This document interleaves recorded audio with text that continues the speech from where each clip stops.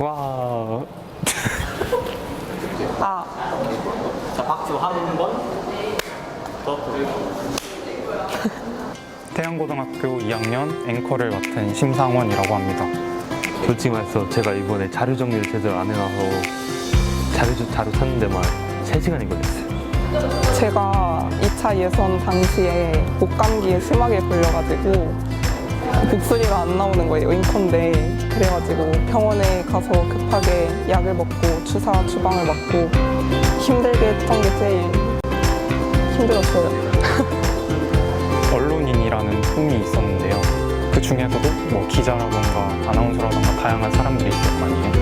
근데 저는 그 사건들을 저의 목소리로 많은 사람들에게 전달할 수 있으면 좋겠다고 생각을 해서 네, 아나운서를. 태양군과 보령시를 잇는 다리에 대해서 갈등을 빚고 있어서 그거에 대해 취재했어요. 보령과 태안이 서로 자기 지역의 이익을 위해서 다리 명칭을 정해야 된다고 주장하고 있어서 그거에 대해서. 저희는 원산 안면대교 문제에 대해서 얘기를 하고 있는데 저는 그중에서 학생들이 서명운동이 어떻게 쓰였는지를 맡아서 하고 있어요. 서명운동이라고 하면 아무래도 기명투표고 그래서 본인의 의지에 의해서 참여를 해야 하는 건데 이제 학교에서 시켜서 학생들이 그냥 번호 순대로 나와 이렇게 해서 이제 그냥 줄 서서 서명운동을 했다 약간 이런 내용으로 담고 있고 학생들이 어떻게 보면 피해를 본 거잖아요. 그래서 이제 그런 걸 좀 고쳐서 나갔으면 좋겠다 이렇게 해서 이제 기사 쓰고 네, 뉴스 만들고 있습니다. 좀 멀리 있는 친구들 좀만 더 배려해줬으면 좋겠어요. 너무 힘들었어요, 이번에. 준현쌤, 제가 직접적으로 본 적은 없지만 선생님의 한마디 한마디가 정말 큰 도움이 되었습니다. 저희 당연히 대상입니다. 2달 동안 고생 많았고요. 앞으로 보지 맙시다. 태양고 화이팅! 태양고 화이팅! 태양고 화이팅! 태양고 화이팅! 태양고 화이팅! 꼭 대상 타자.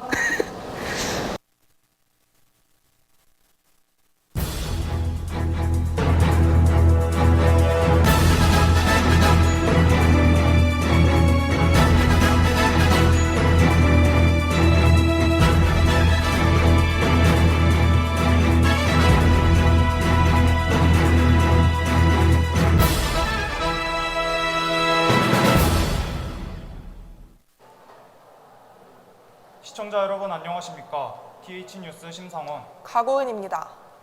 첫 번째 소식입니다. 태안과 보령의 이동 시간은 약 2시간. 이 시간을 10분으로 단축시키는 다리가 오히려 갈등의 주체가 되어 두 지역의 거리를 멀어지도록 하는 상황입니다. 김다인 기자입니다. 국내 최장 해저터널과 77번 국도를 연결하며 서해안 관광벨트의 중심에 선 이 다리는 오는 9월 임시 개통을 앞두고 있지만 현재까지 이름은 정해지지 않은 상황입니다. 2009년 처음 사용되었던 솔빗대교라는 명칭에 보령시 측은 안면도의 소나무를 형상화시켜 홍보 목적으로 사용하고 있다며 명칭이 바뀌어야 한다고 주장했습니다. 또 2016년 보령시는 태안군이 규정에 어긋나는 명칭을 사용하고 있다며 탄원서를 제출했습니다. 두 지역의 더 자세한 입장을 들어보기 위해 보령시청과 태안군청에 인터뷰를 요청했지만 두 곳 모두 잘 모르겠다는 답변만 돌아왔습니다. 이에 충남도 지명위원회에서 다리의 명칭을 원산 안면대교라고 정하자 태안군 측은 어떠한 절차도 없는 결정이라며 시위와 탄원서 제출 등 반발이 잇따라 발생했습니다. 명칭에만 매달려 싸우는 태안군과 보령시, 지역과 지역을 연결하는 다리의 본질적인 의미를 생각하며 갈등을 해결해 나가야 할 것입니다. 지금까지 TH뉴스 김다인입니다. 다음 소식입니다. 원산 안면대교 명칭에 대해 보령시와 태안군 여전히 갈등을 빚고 있는 상태입니다. 이를 지역 청소년들은 어떻게 바라보고 있는지 알아보았습니다. 김서영 기자입니다. 충남도 지명위원회의 명칭 결정에 태안군민들의 반대의 목소리가 퍼져나가고 있습니다. 거리에 걸린 현수막과 지역 곳곳에서 일어나는 시위는 태안군민들의 입장을 엿볼 수 있습니다. 그에 반해 대부분의 청소년들은 이러한 갈등에 무관심한 태도를 보입니다. 어른들의 입장은 이해가 가지만 다리가 생긴 것에 더 의의를 두어야 된다고 생각합니다. 이 명칭 문제로 싸우는 거에 대해 좋지 않게 생각하고 있습니다. 없지 않다고는 할 수 없지만 그렇게 크다고는 생각하지 않습니다. 대부분의 청소년들은 두 지역의 갈등을 이해하지 못하는 모습을 보입니다. 저는 두 지역이 서로 합의를 해서 갈등을 잘 해결했으면 좋겠다고 생각합니다. 제가 구체적으로 말씀드리긴 어렵지만 좀 더 많은 대화를 해야 된다고 생각합니다.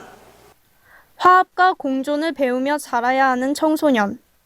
갈등과 충돌을 보여주고 있는 지역사회. 청소년에게 이 문제에 해답이 있을지도 모릅니다. 지금까지 TH뉴스 김서연입니다. 마지막 소식입니다.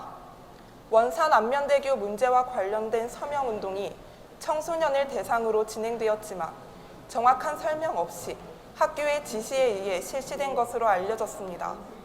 이혜원 기자입니다. 태안의 한 고등학교에서는 학생들을 대상으로 개인정보가 포함된 서명운동이 아무런 설명 없이 실시되었습니다.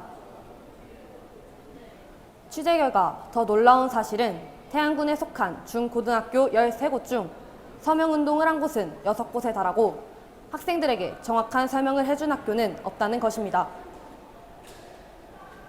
이러한 행위는 주민투표권 제11조 2항 공무원은 청구인 대표자가 될 수 없으며 서명 요청 활동에 관여할 수 없다는 것에 위배되는 행동입니다. 이 서명운동에 대해 학생들은 서명하라고 종이만 줬지 딱히 설명 같은 건 안 해줘서 본인의 의지 없이 친구들을 따라서 하게 되었다고 말합니다. 또한 다른 학교에선 학생들에게 번호 순대로 나와 서명을 하라는 지시를 내리며 학생들의 자유권을 침해하였습니다. 이에 학생들은 많은 불만을 표출하며 학교 측에 문의를 넣었지만 학교 측에선 서명을 요청한 기관에서도 자세히 설명을 안 해주기도 하였고 학생들의 입장 또한 알 수 없기 때문에 그렇게 진행하였다고 말했습니다. 결국 답은 정해져 있었고 지자체의 이익을 위해 학생들의 의견은 묵살된 것이었습니다. 지자체의 이익을 위해 기본권을 침해당한 청소년들, 아무것도 모르고 작성된 학생들의 서명은 탄원서에 포함되어 태안군 전체의 의견으로 반영되었고 개인정보 또한 지켜지지 못한 채 사용되었습니다. 지자체에게 학생들은 사회적으로 어떤 존재일까요? 그저 자신들의 이익을 위해 사용되는 수단에 불과한 것일까요? 이상으로 브리핑 마치겠습니다. 오늘 대회에서는 기성세대의 잘못된 시스템과 인식에 대해 비판하는 기사가 쏟아져 나왔습니다. 여전히 기성세대는 청소년을 주체성이 부족한 대상으로 바라보고 있으며 자신들의 이익을 위해 기본권을 지켜주지 않았습니다. 이제는 그들의 인식이 바뀌어야 할 것입니다. 이상으로 뉴스를 마치겠습니다. 시청해주신 여러분 감사합니다.